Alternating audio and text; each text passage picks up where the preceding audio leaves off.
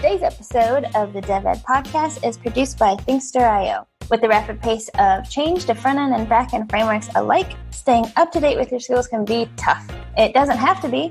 With our expert-led courses on Thinkster.io, you have instant access to hundreds of courses on topics ranging from Angular, which is awesome, React, also awesome, Vue to Python, Rails, Docker, and a whole lot more awesome things. You can even customize your learning path to include any combination of front-end and back-end technologies that are relevant to you. Thinkster.io, a better way to learn.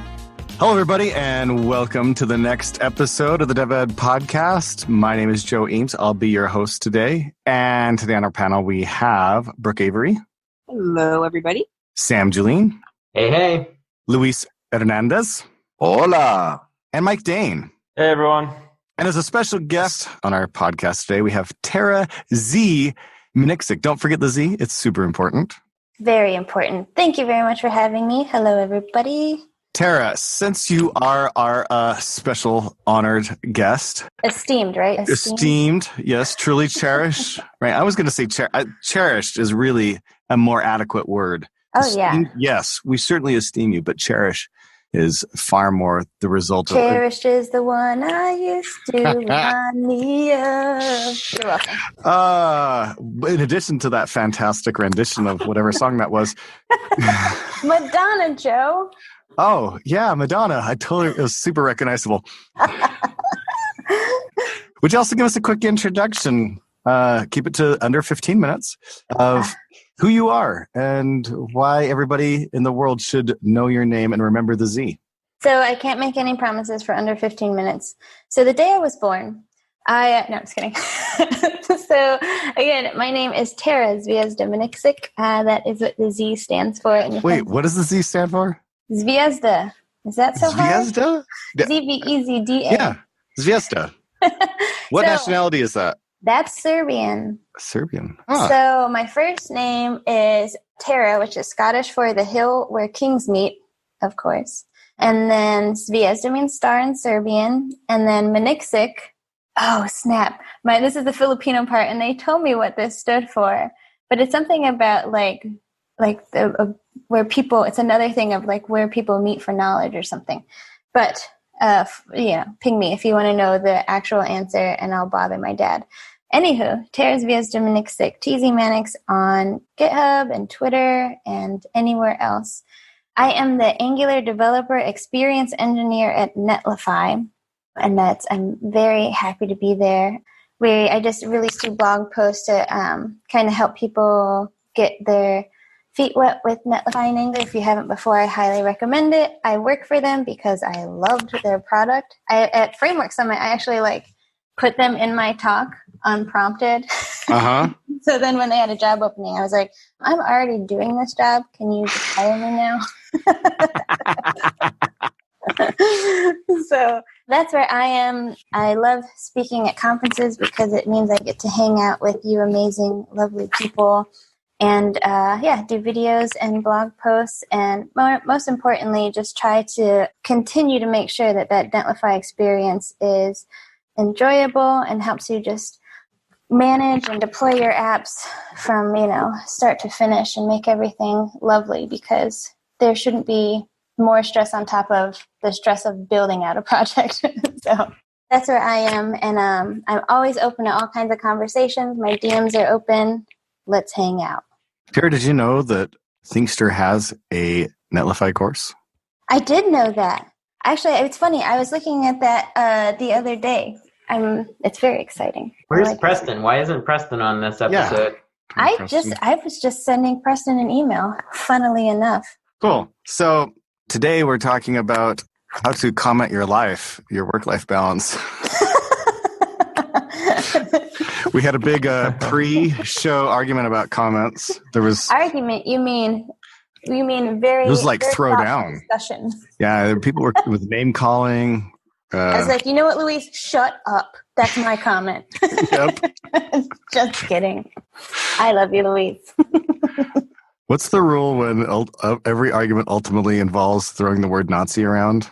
So what's that rule called? There's a term for that. Every argument on the internet ultimately ends up with There's love here. There's love here, Joe. There's no Nazis. No, today we're going to be talking about working and learning while balancing family and personal life. So basically kind of like a work-life balance episode is our topic today. Oftentimes people just talk about balancing work and life, but learning is obviously, as a programmer, a key and critical part of your life. Even as you have to balance your work and your life, you also have to balance your learning. The minute you stop learning, the minute you start stagnating in your career. So that's going to be our topic today.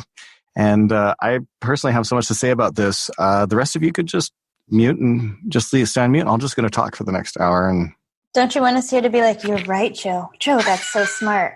Right. I'll just with comments. I'll add that in post. I have a track. All you have to do is say it once. And I'm just going to add it in a whole bunch of times in the editing.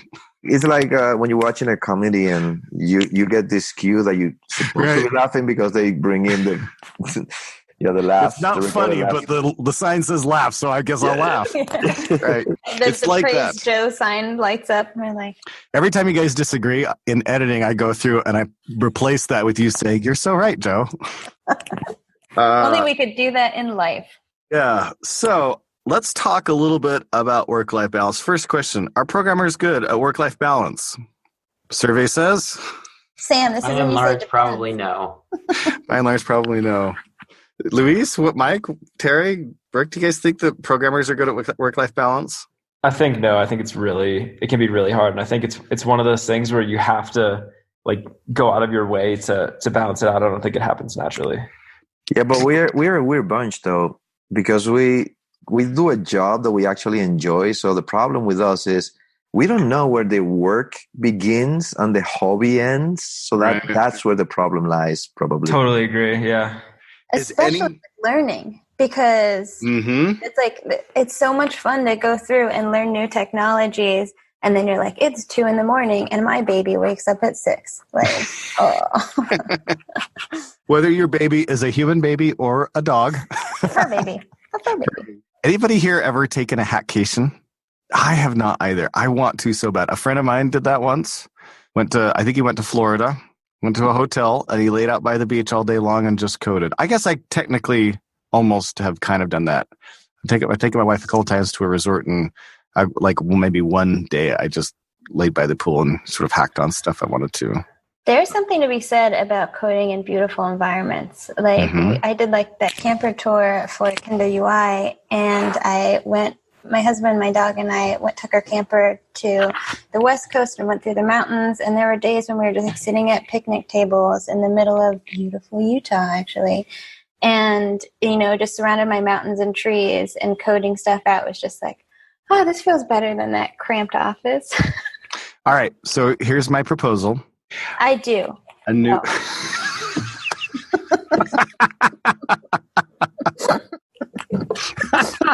Thank you, Tara. That's a real boost for my ego. So does that mean that I now get benefits from Netlify? Is that? No, it only means you get to father the dog too. That's what okay, here's my proposal. We're going to rent one of those, a big RV, one of those huge ones, the bus-sized ones, right? And we're going to go drive around the country, get the satellite internet, so it'll work anywhere, drive around the country for a week. And it's the hackcation. You just code, everybody, one driver, everybody else gets to code, rotate through. What do you think? Would that be awesome? I think that would be awesome. That would be awesome. You could just park on my land and do the same thing. Oh, yeah? If you're watching the llamas, then I'm totally in. Yeah, but there's something to say about traveling around. If you're listening and you're interested in this, ping me. We'll set it up. We're going to make this happen. This is definitely happening. NG comps, though. I thought there was like this idea to go and do like a little camp away for a few days. Yeah, we never hack with that. We did have an NG cruise, though. We did do the NG cruise. I found that to be less effective. Here was the problem with NG cruise is I really wanted to go do all the excursions, and then instead I was stuck on the boat doing a conference. So, but like in a car, right? Like you just see things. So you're coding along like, hey, everybody, Statue of Liberty out the right-hand side. You like 5 seconds later, back to code, right? Could it be like we have a caravan of RVs, so it's a mobile conference? Oh my gosh, how cool is that? NG Conf on the road. You broadcast it from one RV to the next. Okay, 2 hours later, everybody, Grand Canyon out the left window. Everybody's looking. An hour later, hey everybody, Glacier National Park. I'm pretty sure that's feasible. Well, even like your stand-ups can be in the Grand Canyon. Oh, yeah. Yeah, like and it. then you go back to coding, and it's like, shut the curtain, get this project done. I want to call the attention to all the listeners that this is what happens when you put, 6 developers in a place, and while everybody else that is normal will be talking about how can we enjoy the scenery and do this, they're talking about code. 2 seconds to watch the actual landmark and then go back to code. So work-life balance. Yeah. It answers Joe's original question. It does. It really does. All right. So given that oftentimes programmers are people who would, as a vacation, do coding and essentially, kind of their work thing, how can we balance work life? So let's talk about just some general good advice for work-life balance. I think it's good to have a framework. Let's talk about the framework of you got your typical job. You actually work mostly in an office, even if you have a couple of days at home. But it's one of those things where either where you're in startup mode or kind of in the, the typical deadline mode. There's plenty of opportunities to work far over 40 hours a week and lots of stuff to be done every sprint. There's far more points given out than can be accomplished actually in the sprint. Plenty of pressure from the boss to get those features done by the end of the sprint. That's your normal scenario, right? You could easily work 80 hours in that scenario and have still more work to do. How do you find work-life balance? I've found that setting hours and really pushing myself to stick to those hours. I have non-traditional hours because I have an infant, and I'm very fortunate that I also get to work from home. And it would be easy for me to pay a sitter to watch him all his waking hours. But I know for my own mental health and for the fact that my kid's pretty awesome and I want to hang out with him, that I want to be around when he's awake and, spend time with him. So that means that I work 10 to 4, and then after he goes to sleep, I work after that. So it's just blocking off hours. But then it means, during those hours, you just heads down work, which is good for productivity as well. But I feel we're really great at approaching problems as developers. If we're able to put that kind of mindset and to, making sure that we incorporate family time, then we're bound to get some good strategies out of it. I like that. I was going to say that too, Tara, just time management and kind of setting your hours and saying from this time to this time is work and this time to this time I am with family. One thing that I do that helps too is scheduling out fun things to do. So, we're going to go to a movie on Friday and that means work. I have to turn off the computer at this and that time, or let's go to a play this weekend, or let's go to this concert. But just kind of knowing ahead what to plan for and what to anticipate. I think that helps with just being able to then look at your work and say, okay, I've got to get all of these things done by that time, by that day. So that can help too. Yeah, I agree. I think you really have to make an effort to plan out, whether it's weekend trips or just stuff that you're doing. I mean, I can remember just in the past, it'd be Monday morning and people would be like, what everybody do this weekend? And everyone's just I don't know. It's you have to really go out of your way to make an effort to plan things that you want to do, because it's not something that's just going to happen. And when you do go on little weekend trips and stuff, it just makes it easier to get back into the office in the morning. And I think that's just a better way to balance it. Yeah, better to avoid burnout. I was going to say, or you can just travel through Peru, right, Mike? Yeah, or you just travel through South America. There you go. I think a big thing that should be discussed is the fact that a lot of onus may want to fall onto managers. Because if you have a manager with just expectations that are not reachable, that'll put a lot of stress on. I was really lucky that I've had 2 amazing managers in a row. My last manager, Rob Lauer, I used to travel so much, sometimes over 4 times a month to different places. I was when I got back from maternity leave, I was all right, I'm just, let's go ahead and slow it down to once a month. Also because I was pretty tired of traveling in general. And he was yeah, let's just see what happens. He was not even just understanding in the fact that, humans can only travel so much, and just knowing to keep an open mind to an expanding family and knowing not to put any pressure on me, because what really mattered is that my work got delivered. And so that's what he was like, we'll focus on that and then go from there. So I was really lucky to have managers that, one, had a really great work-life balance themselves, and two, knew not to expect more than what was reasonable from their employees. Okay. Any further thoughts? What about if you're the boss? What about if you have like management responsibilities and direction responsibilities? Let your programmers work 90-hour weeks every week? Is that a good idea? This is where I have to talk about you, Joe, because this is what you like. You're such a perfect example of checking in with me all the time, and you call me out on working too many hours. You've been putting in extra time. Like, go do stuff for yourself. Go relax. Go just be Brooke. And so that's been helpful a lot too, because I always feel that pressure of I've got to get stuff done. I've got to deliver, and Joe's depending on me, but just having you always check in and ask, how are your hours? You better make sure you're getting in you time. Like, that's been really helpful. So I think for managers, do that with your employees. Just be checking in with them regularly and encourage them to take that time off for, just relaxing and that mental health. Because really, if you're overworked, then you're less productive at work. So yeah, it's preventative care, really. Right. I think usually when we have those conversations, it's like, Brooke, I think you're, maybe you needed to get some you time. By the way, here's 10 more assignments that you need to get done by tomorrow. That sounds familiar. But after you have a go out for a nice hike, but you can take the work with you on your hike if you want. Yeah. I'll be pinging you. I'll be messaging you the whole time while you're gone, but don't worry. Has anybody here ever worked a job or been times in a job where it was like practically mandatory, like death marches? Anybody gone through a death march or anything like that? Oh, yeah. But they make it, I've been at places where they're like, hey, we're going to order a ton of sushi and we're just going to stay here until we're done with all of the release before the release. So even if we're here till 4 a.m, right, team? And everyone's like, But I feel like, especially with releases, it's like, you don't want to be that person, right? The one that is like the one that's not staying, the one that's like, I really got to let my dog out to pee. Like, I need to go home.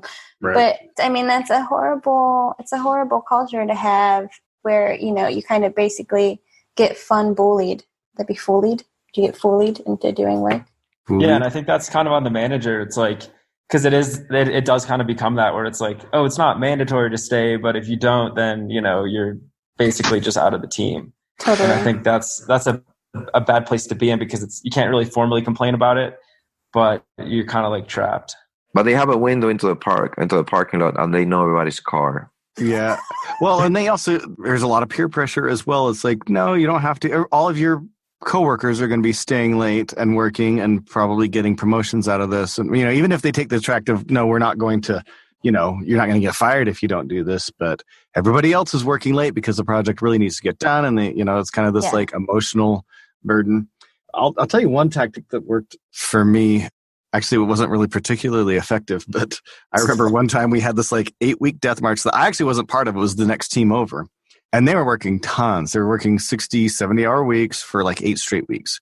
Finally, when they got all done, so like if you add that up, it was, I think, 6 highly paid engineers, 20 hours a week, extra work for something like 9 weeks, 8 weeks, 9 weeks, right? You add all that up, the dollar value of what they got for free, essentially. And then as a thank you, they took everybody, not just their team, but the entire team out to a sushi lunch, right? That was how they thanked the developers. And so when I went to lunch, I ordered the most expensive everything I possibly could. And I probably like tripled the typical, the median bill. I probably myself pulled it up about 20%. And I actually had my manager come to me afterwards and talk to me and like say, hey, we're not okay with your lunch bill because, you really spent a lot over there. And I kind of did the talk to the hand. I was like, oh, don't you even begin to talk to me about that. Sassy Joe comes out. Oh, I did. Like that's rare that Sassy Joe comes out, but Sassy Joe came out and I gave him the look. I'm not going to even begin to listen to this. I don't care if you have a problem with this or not. I don't care that I truly don't. Either you fire me for this or never mention this again. Those are your only two options. That's it. I'm not going to accept the $100,000 worth of free labor you got versus my extra $40 at lunch. Like, no, we're not talking about that anymore. We're done. Yeah. Right. And I kind of that's that job that you lost. No, that actually wasn't one of the jobs that I lost. I've lost plenty of others. I've been fired by fair share of times. So have you really? I've been fired once. I was almost fired. Actually, that job I was almost fired from later on. But that was a different sushi lunch. Yeah, it was probably about ribs or something. It was much later. It was like years later at that same job. And it just was like I had needed to have left a long time before. Anyway, getting back to the topic of work-life balance. It's a good point, though, because I think like what you're saying is, your salary and the way that you're getting paid isn't balanced with how much you're working, and It's like, if you're going to be doing extra work, the company should be giving you extra stuff too. And like, I think that's another way you can balance it out is like, okay, if I'm going to be doing extra stuff, I want to get compensated for that. Right. You got to pick and choose your battles too, right? Like we're lucky as developers. It's relatively easy to find a job based on, an average set of skills and stuff. But say you're a junior level developer, right? You're in a different situation. That first year or two, it's a lot harder to find a replacement job. You definitely have less power. If you're in certain segments of the industry, like games are a lot different. Things are a lot different over there. Or if you have a limited skill set, or if you just really believe in your job, yet you're held captive by certain things, right? There are other reasons why maybe you can't put up the same boundaries that you would like to, and you have to deal with that. So let's talk about that situation. Let's say that you have, whether they're golden handcuffs or some other kind of handcuffs, you can't leave your job, and your job has got a lot of pressure, kind of taking advantage of that work. How do you find your work-life balance in that? Oh, great, I have to work. I'm doing this 60-hour weeks, but how do you find work-life balance in that situation? That's where you've got to be doing stuff that you really enjoy. Like if you're not enjoying your job, your personal life needs to have a lot of, like I said, that you time or your family time. You've got to be doing things that keep you happy and that keep you positive, because if you're not getting enough of that, then it's just a downer and, life is miserable at that point. But if you're really that miserable too, then maybe it's time to start looking for something else. That was actually the point where I had started reaching with teaching and education. I love teaching, and I will never say that I didn't like teaching, but for different reasons, it just wasn't working for me in my life at that time. And I would come home just miserable, and it wasn't working. And so I had to, I had to be doing things that kept me happy, things that I personally enjoy, like reading, or like Tara said, like hiking, doing things outside. I love the sunshine, so being outside was a big thing. But starting to look for something that made me happy, and it was something totally unexpected too. So I think you've got to really be doing things in your personal life to kind of balance the crap that you're experiencing with your work life. All right. I think the root of the problem is like, why do those scenarios in an office exist? Like, why are we making it like, who's going to die if we don't have an Uber update in 8 hours? Why do they make it such a drastic measure? Like, what about people who are single parents? Like, if a dad is like taking care of his two kids and there's no other way that he can stay, kids need picked up from school, kids need their parents there. Why would we make it impossible for him to be in the workforce and not be ostracized in the workforce because he can't stay till 4 a.m? Well, there certainly must be said for the social responsibilities of employers to make, as we, especially here in the West, speaking like America, Western Europe, the Wild West. I'm speaking like the U.S., Western Europe, and certainly some parts of the other areas of the world. There is a drift where we're making work more amenable to those varied lifestyles, but there's a lot to be said for that. But there are certainly situations where that's not true. For example, in a lot of areas of Asia, it's just as far as I know, still in Japan, it's very much the culture that you don't leave until your boss leaves work. And so it's oftentimes, 12-hour days are the norm. A friend of mine worked in South Korea for quite a while. And he said, oh yeah, it'll be easily 8 a.m. to 8 p.m. or 9 a.m. to 9 p.m., 9 a.m. to 9 to 10 p.m.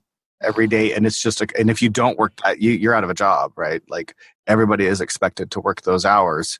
So there are certainly situations where you can't be you can't do that, regardless of putting the responsibility on the employer, which it's nice to. But, Brooke kind of said, well, maybe it's time to leave the industry and go search something else out. That is always a possibility, but sometimes it's just not feasible. You got to pay your rent, you got to pay your bills, you got to pay kids.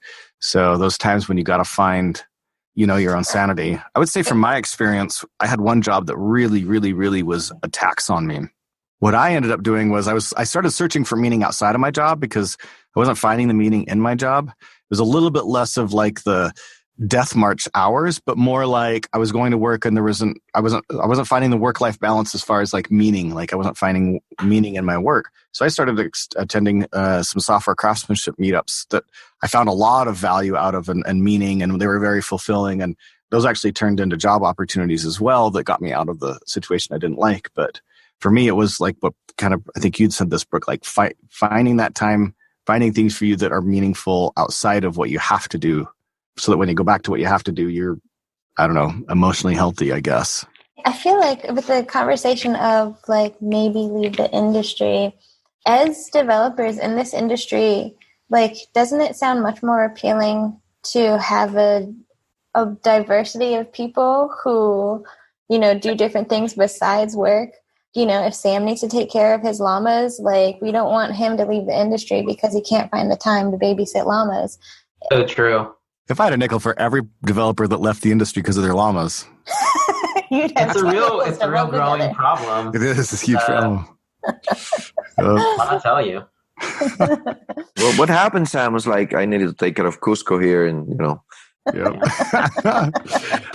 One of the biggest pain points that I find as I talk to people about software is deployment. It's really interesting to have the conversations with people where I don't want to deal with Docker. I don't want to deal with Kubernetes. I don't want to deal with setting up servers. I don't, all of these different things. And in a lot of ways, DevOps has gotten a lot easier. And in a lot of ways, DevOps has also kind of embraced a certain amount of culture around applications, the way we build them, the way we deploy them. I've really felt for a long time that developers need to have the conversations with DevOps or adopt some form of DevOps so that they can take control of what they're doing and really understand when things go to production, what's going on, so that they can help debug the issues and fix the issues and find the issues when they go wrong and help streamline things and make things better and slicker and easier so that they'll more generally go right. So we started a podcast called Adventures in DevOps. I pulled in one of the hosts from one of my favorite DevOps shows, Nell Shamrell Harrington from the Food Fight Show, and we got things rolling there. And so this is more or less a continuation of the Food Fight Show where we're talking about the things that go into DevOps. So if you're struggling with any of these operational type things, then definitely check out Adventures in DevOps. And you can find it at adventuresindevopspodcast.com. All right. Any further comments about this? Any thoughts? More thoughts about this? I really liked what Tara said about if the Uber update doesn't get out, today, is it really that big of a deal? And I think it's just this attitude that we have to move so fast and we have to stay up until 4 a.m. I don't know. I just think maybe just as an industry, we need to chill out a little bit and be like, hey, it's just software, this isn't, unless you're writing software for Boeing planes or something, maybe it's not a big deal. Heart monitors. Too soon. No, soon. Oh yeah, especially if you're building, mission critical software like that. Especially then, you need more time to unwind because working on right. Mm-hmm. So you're saying there's some situations where you just can't leave, it's just not the right time, and maybe you have to stay with that job right then. But I think there's still solutions, like you were saying in Korea, they have these crazy long hours, but maybe that's where you could try to put together not a meetup after work, but what about a lunchtime book club or something, or just a lunchtime Thinkster IO session. Oh, there you go. Indeed.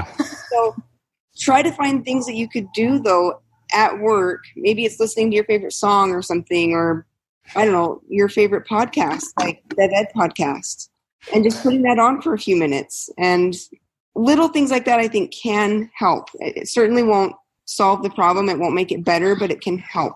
So there's a couple of topics I still want to cover, and one of them specifically is the learning aspect of this. You got your day job. Let's say that you have the typical, you can put in just your 40 hours and things are fine. And then you have your home life, but in the middle there, you realize as a developer, you got to keep up to date. right? And so you feel a lot of pressure to learn and stay up to date on stuff. And of course, if you have any kind of a newsletter, subscribe to any kind of newsletter, have any kind of Google News feed, you see that there are 55 new tools coming out that everybody else is using but you. And you're going to be out of a job next month if you don't learn all 55 of them. So how do you deal with the need to learn on top of the need to work, right? And yet still balance a family life? Twitter. No, I'm just kidding. So I kind of have gone different routes of consuming material. So, almost every day I cook dinner. And so I used to kind of like put something on, like a TV show or something. And now I've started putting conference talks on, like YouTube streams of conference talks on while I'm cooking dinner. Or you can like listen to these videos and then you'll be like, oh, they're coding something that's interesting. I'm going to mark that for later usage. The hard thing is like not letting your YouTube stream like go straight into like a Try Guys video or whatever other YouTube fodder that like you like. But it's nice because, you're doing your home life where you can't really do much else while you're cooking dinner. And then you're also absorbing, the content from these, like most conference talks are kind of like cutting edge things by really great people that you want to hear from anyway. So it's a nice, besides osmosis of just like sleeping on your new computer book, like that's another good way. I think it's easy to get really overwhelmed and caught up with trying to learn the latest and greatest thing, even though you're in the middle of a day job. But I really think people shouldn't underestimate the value of what they're learning by doing their day job.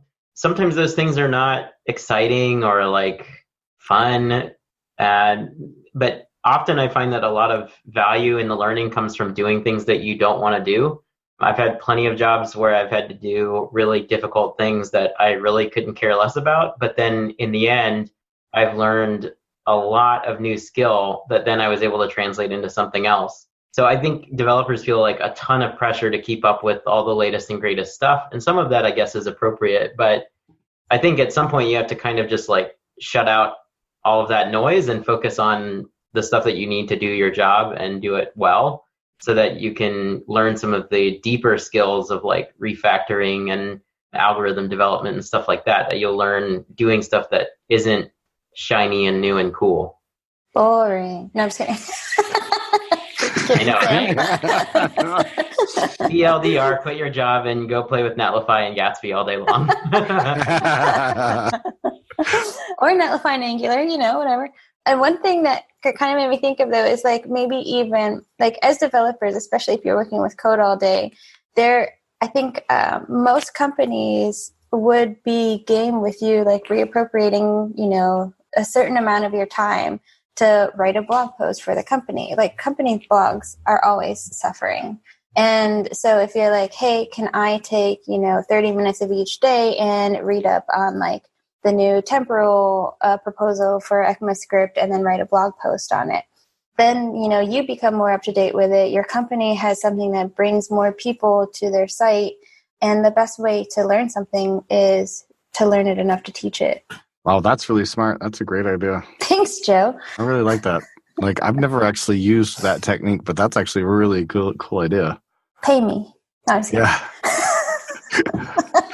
Checks in the mail. I just Venmo'd you 1 million Shroot bucks. Oh, great. Other ideas? Somebody once recommended to me, and I never did it, and I really regret it, but similar to what Tara said, another thing you can do is just write a tiny blog post about every tiny thing that you learn at work. And I really wish I had done that, because then you have this catalog of stuff you've learned, and it's also like gradually building up your own portfolio. Totally. And a lot of the things you learn when working on production code are a lot more interesting than what you learn building out like a sample app or a tutorial or something like that. So it may not seem like a big deal. It may be just like, oh, I fixed this bug that was caused by these two dependencies. But that stuff is actually really interesting. And it may only be a couple paragraphs, but it's totally worth doing. Because if you do that regularly, you're going to build up this huge amount of content over time. And it's real world. And it's like working on your writing skills. I've actually started trying doing this, and I've called them terabytes. Very good name. Oh, I get it. Terabytes. This isn't fanfic about you being a vampire, is this? That's the other one. That's terabytes too. Terabytes too. Are you a sparkly vampire is the question. No way. That's just too much glitter for me. All right. I want to talk about one more topic before we wrap up, and that is organization tools for the overwhelmedly challenged people who are trying to balance work and life. A lot of times the real balance between work and life is actually just being organized appropriately, right? Not spending too much time doing the unimportant tasks at your job, but instead spending the appropriate amounts of time doing the important things and getting those done so that your boss is very happy with you while doing the important stuff at home as well, right? So organization tools for work-life balance and learning balance as well. Or this is where I need help. This is where you need help. I'm all ears. Well, we've talked about Toggle in the past, and that's just a time tracker. So that's a good one. And then we use Asana a lot at Thinkster. So that's another one just for like organizing tasks and things. So those would be two I would recommend. I've mentioned Omnifocus before on this show. It's my favorite. I've actually used it since I was in college. So well over a decade, a depressingly long amount of time over a decade. And it just like really works with the way my brain works. And you can tag things based on context. So I can keep my day job stuff separate from my side project stuff and things like that. And it's sort of like just a project management / to-do hybrid. I don't know how to describe it. My internet cut out. What was the name of it? It's called Omnifocus. Omnifocus. Mm-hmm. And it's a drug that you take? Exactly. It totally sounds like it's a drug called organization. Oh man, you better sell that tagline to them, Sam. So it's like a product? Yeah, it's a software. It's an app. It's only on iPhone. It's on Mac, iPad, iOS, and there's a web version that's meant for desktop Windows, basically. So basically, only Android phones are left out of the picture, which is a bummer for me since I actually use an Android phone. But I use it mostly on my Macs. How many Macs do you have, Sam? I have 6, 3. 8. One per llama. All of my llamas also have Macs. Yeah. He wasn't including those. Llama Mac. I feel like one of the most important tools is calendar. I really love, like, just as far as setting things up on calendar, having a shared family calendar so that also your family can see your work schedule. So everybody's aware of, like, when there's free time to be filled. That's what can feel the most chaotic, is when things accidentally overlap or you forget something, some meeting, some gathering. That's the worst feeling. That was Joe yawning, not Joe. Oh my gosh, I didn't, and I wasn't even muted. Oh my gosh, I'm such a heel. He's like, calendars. No, I was like, a calendar? What a great idea. I was actually shocked. It definitely was not me yawning. A calendar? You rebel, you. What? Can I derail it a little bit here? Tools are important, right? But sometimes we think tools are going to solve those problems for us. But I think a lot of us suffer from this. We have this overload of information coming at us from every angle. So I think one of the things that we can start doing right away is start sifting through those and see if some of those are just noise, so that you can get rid of the noise and concentrate a little more on the signal. There's a lot of time that you can recover just by watching less TV. We had Tara talking about taking the time where she would watch something that probably was not adding to her life a lot of value, and she swapped that by a different, we could call it a habit, I guess, right? She's switching for something that will add value to her. And so she's kind of multitasking while she's doing something that she needed to do anyways. And now she's also learning at the same time. So if we go back to the power of how can we balance this thing, maybe see if you can find ways to remove the stuff that are wasting your time so that you can take the one limited resource that you have, which is time, and use it better.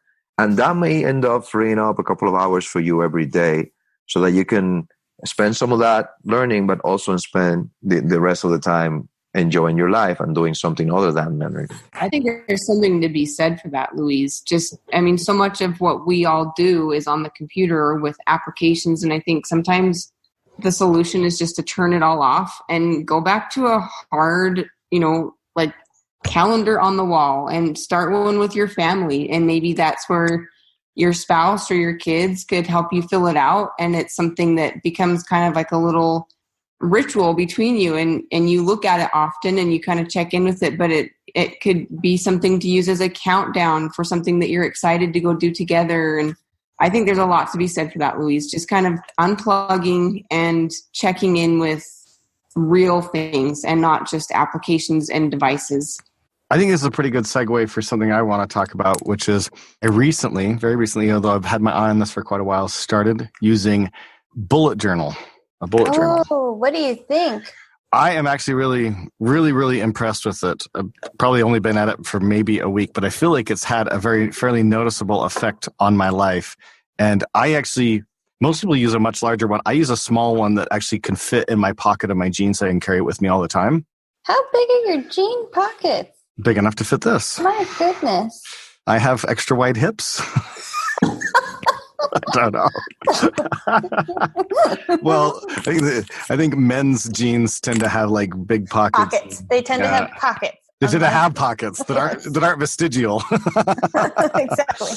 So I use a much smaller bullet journal, but I've just been really impressed because it literally can handle anything. It's just up to your creativity as how to do the organization. But it employs two really important principles that I think are very, very, very important. One of them is being non-digital, being physical and tactile. It actually forces your brain to operate in an entirely different manner. You become a lot more present when you're actually like sitting down with the journal and working on either some sort of organization that you're taking care of, right? It makes you a lot more present. And I don't know, it's a more mindful activity than getting into my Google Calendar and shifting things around, or getting onto a Google Doc and, all right, here's this list that I want to keep track of. Or I also frequently use a lot a Kanban. It's kanbanboard.com because they're free. I use that to actually organize a lot of my tasks, but it doesn't replace all your electronic stuff. Like it wouldn't replace a calendar, for example, or things like that, or even like your typical note-taking apps, but you can do so much with it. So I'm really, really, really happy with what I've gotten out of it so far. The other principle that it takes advantage of, which is really important, is the idea of limited space. And that's the problem with most electronic organization things, is that they allow you to put in an unlimited number of things. And then Syndrome, the bad guy from, what's the superhero movie? The superhero cartoon, animated movie. Incredibles. Well, Incredibles. The bad guy from Incredibles said, when everybody's special, nobody is.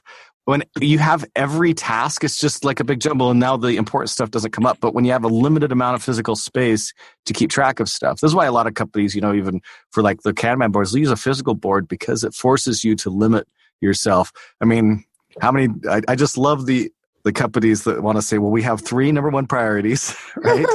But it's like, that's why you use a list, because there only can be physically one thing on top. So these physical limitations of space force you to do prioritization exercises that you wouldn't do when it's like, well, like on my Kanban board, sometimes today's list will be 85 items long. And obviously that's not realistic. I'm going to only get through 3 or 4 of those. So when you're like only have the space for 3 or 4 things get different. So I've really liked doing bullet journaling, and I will try to do it a little bit ago, but I finally sat down and I probably spent an hour watching quite a few videos and looking at ideas on Pinterest when I got started, and I really liked it. I've really liked it so far. So if you have a resource you liked, it'd be cool to have that shared. There wasn't a specific one. I just got on YouTube and just put in bullet journal, and I could probably link to one specific channel that had like a kind of 3 getting started videos that I think were probably a pretty reasonable introduction. So I'll find those and put those on here. But cool. Any other ideas for organization people have for balancing things out? I just think one thing I've used a lot is just like airplane mode. And Luis is kind of talking about this, but just like shutting off the notifications. It's like when you're done, just shut the notifications off and then you're done. I think that's always worked for me really well. Yeah, email is like the antithesis of productivity. Yeah, that's quite true. My phone is so important, even when but even with airplane mode on, right? Like I can still get out and use the Notes app and a lot of other things, and that can actually become a distraction from being present as well. So I even started like leaving my phone behind in certain situations. And I still, although I carry my bullet journal, but that way if I have an idea I want to write down, like when you pull out a physical notepad and write it down, people are a little bit less annoyed at you. They're not convinced that you're checking Snapchat instead of like taking a note about what they're saying. That also makes me think, like, I keep trying to go back to meditation to give me the sense of mindfulness so that I focus. I notice that the more I meditate, the more I'm aware of when my mind strays during work and like when I physically change tasks to what I'm not supposed to be doing at work. And it reminds me to, not judge myself, to just, shut that off and get back to work and focus again. And I definitely see the difference when I'm meditating and when I'm not throughout the week. I've done the same thing, and combining meditation with then time tracking during work is a really good combo for productivity. About 10 months before we started Ruby Rogues, which is the oldest podcast on devchat.tv, I went freelance. And one of the things that I figured out pretty fast is that I had no idea what I was doing. And I made a bunch of mistakes, but I also made a bunch of friends who were doing freelance, and we got together and we started a podcast called The Freelancer Show. And The Freelancer Show has been running about as long as JavaScript Jabber, but we talk every week about all of the things that we were learning and doing in freelancing and giving people advice on how to get their business started so that they could go out and be independent if that's what they wanted. Nowadays, I'm not on the show anymore, but we have terrific people like Reuven Lerner and Eric Dietrich that come on every week and talk to you about how they run their businesses and give other perspectives on things that you can do. So whether it's how to find clients or whether it's how to step in and start doing training or other programs or how to run a business, they have a ton of experience. And they talk about all kinds of things that are going to help you pull things together and be successful as a freelancer. So whether you're thinking about moonlighting and trying it out, or whether you're going whole hog and quitting your job, you should definitely check out The Freelancer Show. And you can find that at freelancershow.com. All right. Well, I think it's probably as good a time as any to wrap up and close up the episode. Any final thoughts before we move over into our things you tell a friend? Nothing I can think of. All right. So, Tara, we do like the things you tell a friend, kind of like what a lot of other podcasts call picks. One thing you would tell a friend about. So I think I mentioned mine with bullet journals, but I will list off the YouTube channel that I watched. Like she has her name's Carrie Krista. So Crista, Carrie, Carie. If you look for, even if you just search bullet journal, you'll find her stuff. She has 3 videos on getting started with bullet journaling. I thought that hers is a pretty good introduction, although there is also a really popular one named Boho Berry like the fruit, not Berry the name. That channel has a ton of bullet journal stuff. So I would recommend both of those. And then pretty quick, you start looking around, and then all of a sudden you're just all over Pinterest with a gazillion ideas and people with watercolors and flowers, doodles all over their bullet journals, and it gets crazy. But I've seen those and immediately grew anxious thinking about the fact that I would have to put more effort into it. Right. And then at some point you find yourself looking at $35 pens and you're like, what does my life come to? Oh my gosh, yes. Been there. So yeah, that's my thing. Who wants to go next? I'll go. Okay. So sticking with the theme, I have 2 number ones. 2 number 1 priorities to announce today. One is a reminder to check out your local children's museums. You all can't see this, but the panel, this is my kid at the aquarium. But children's museums are so much fun, and it's such a really great interaction to have with your family. And my number 1 for learning is Jamstack Conf is coming up in San Francisco on October 16th through 18th. And I don't know if you know much about Jamstack, but I'm happy to come on any other time to talk about Angular on the Jamstack as well. But it's basically just like a new way to take modern web projects and do a bunch of the work that would happen with like-generator serverless architecture and like APIs so that you can do full stack without having to own your own infrastructure. Anywho, Chris Coyer is speaking, Nicole Sullivan. There's a lot of great speakers, Brian LaRue, and it's Phil Hawksworth is the MC, who is my coworker and amazingly funny and has a brilliant accent. So I highly recommend that, and that's what I would tell my friends. Oh, you can't hear, but everybody's applauding right now. Yep, we were all applauding. It's awesome. I love it. Okay, who's next? I can go. I actually just found this website. It's called Link. It's spelled LINGQ. It's kind of used for like learning other languages. I've been working on my Spanish. It's just a cool website where they basically take like little articles or pieces of text, and they'll have Spanish speakers or any language read them, and then you can like, just a good way to work on vocabulary and stuff. So lingq.com. It's a pretty cool website. All right, so I've got a couple as well, just because we're talking about kind of balancing between work and giving yourself some breaks. And I think I mentioned this before on a previous podcast, just kind of in the middle of an episode. And Joe doesn't think that has the best layout, which it really doesn't, but I still like it. And it's a website called Sporcle. So sporcle.com. But you guys, I love that website. It's just a bunch of trivia. So if you like playing trivia games, or sometimes it's even like logic games, but there's such a variety, all sorts of different topics from like, I feel like it's like Trivial Pursuit times 10. So it's really fun, sporcle.com. And then the other one that I would recommend is a brand new book, and it's a Star Wars one. So you know me, I like to share my Star Wars stuff, but this one is called Star Wars Myths and Fables, and it's really short. It's something like a child could read, but I love it too. And it's just that. It's like telling these old myths and fables through Star Wars stories, but they all kind of have like a little moral or a theme to them, which I love books that do that. So really fun book just for you personally, or to sit down and read with a kid or something, but pretty good stuff. It's by George Mann. So I'll put it in the show notes. Well, we were talking about, some toxic environments at work. There is this book by Basecamp on DHH, Rework. So that's that book.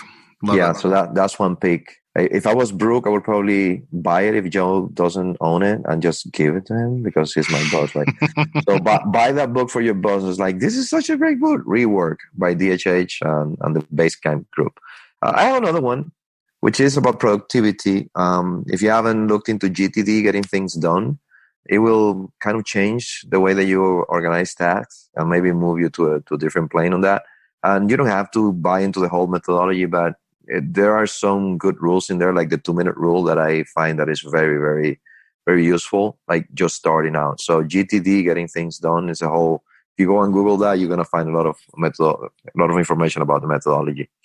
I'm going to go with the Great British Bake Off, talking about work-life balance. At this point, it's pretty much like all throughout our culture. But I was in London recently and saw a commercial on BBC and was like, oh yeah, that's such an awesome show. It's called the Great British Baking Show in America, but it's just incredibly wholesome. And if you're looking for something to take your mind off of a toxic work environment or being overworked or something like that, I can't recommend putting on Netflix Great British Baking Show. Are you saying there's a reality show that isn't just a showcase of toxic people yelling at each other all the time? It's incredible. Everybody helps each other. Everybody's nice to each other. They all make delicious baked goods. Obviously, those British people, they have no idea how to do a reality show. One, it's a legit feel-good show. The posts are hilarious. And 3, they tried to bring it to America, and then there was a scandal with the American host. And this is why America can not have these lovely things. This is why we can't have nice things. Exactly. Yeah. Sounds like it's recorded in Canada, though, or Utah. The British Bake Off is recorded, or the one that? Because you're saying that everybody's like nice to each other. They, the same. Oh yeah. They're nice to each other in the UK, apparently. Totally agree, though, Sam. That I've been going back and watching seasons over again. That's how much I like that show. A very good pick. My husband even said the other night, he was like, I always get worried that it's not going to be good, and then it's just so good. All right. Well, thanks everybody for being on the show, and thanks everybody for listening. It was a great episode. I really liked this one. I had a fun time. Thanks, everyone. Yeah, this is fun. Kara's a party, so she's a walking party. She is a walking party. Cool. Now let's talk about code comments now. Yeah. All right, back to comments. Back to comments. So what I was saying was, no. All right. Thanks, everybody. We'll see you next time. Bye, everyone. Bye. Bye. Adios. Bandwidth for this segment is provided by CacheFly, the world's fastest CDN. Deliver your content fast with CacheFly. Visit CACHEFLY.com to learn more.